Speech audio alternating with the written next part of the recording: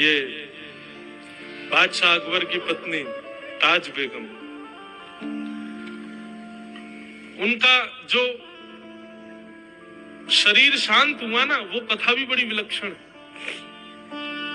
होली का दिन पूरे ब्रजमंडल में रंग धमार हो रही थी और ताज बेगम अपनी कुटिया में बैठे बैठे ठाकुर जी का दर्शन कर रही है।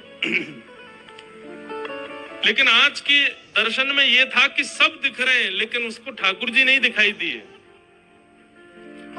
बहुत ध्यान से सुनना।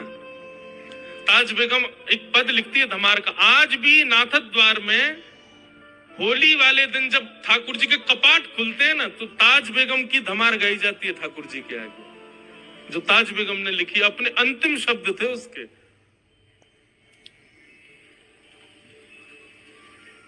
मुझे याद नहीं है पूरी धमार, पर बहुत बहुत अच्छी धमार है वो।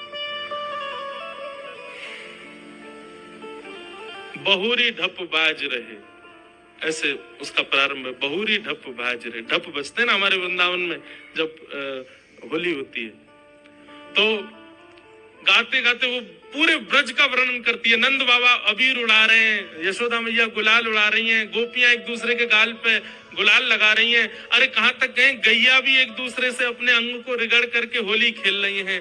ग्वाल बाल सब यमुना जी में कूद रहे हैं। इस प्रकार पूरे ब्रज का दर्शन करते हुए अचानक लिखते लिखते वो रुक गई। 5-6 पंक्तियां लिख दी लेकिन अभी तक ठाकुर जी नहीं दिखाई दिए उनको, सब दिख गए। सबके वर्णन करते करते करते करते करते तभी ताज बेगम के मनोभाव में दर्शन दिखता है कि असंख्य गोपियां सुंदर गुलाल अबीर उड़ा रही हैं। गुलाल के एक जैसे मानो कोहरा जैसे पड़ता है, ऐसे गुलाल का कोहरा पड़ रहा है और उसमें मधुर मोर पिच्छ दिखाई दे रहा है। थोड़ी सी ठाकुर जी की वंशी दिखाई दे रही है। नीलांबर ठाकुर जी लाल लाल गुलाल के बीच में से जैसे ही निकल करके आए, ताज बेगम को लगा मानो प्रत्यक्ष ठाकुर जी सामने आ गए।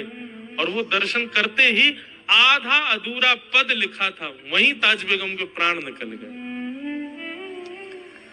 तो वर्णन करते हैं ताज बेगम अपना पद पूर्ण नहीं कर पाई और उनके प्राण निकल गए। तो जो अधूरी एक पंक्ति रह गई थी ना, उस दिन जिस दिन ताज बेगम के प्राण निकले, उस दिन आकाशवाणी हुई वृंदावन में और स्वयं श्री राधा रमन लाल जी ने अंतिम पंक्ति पूरी की।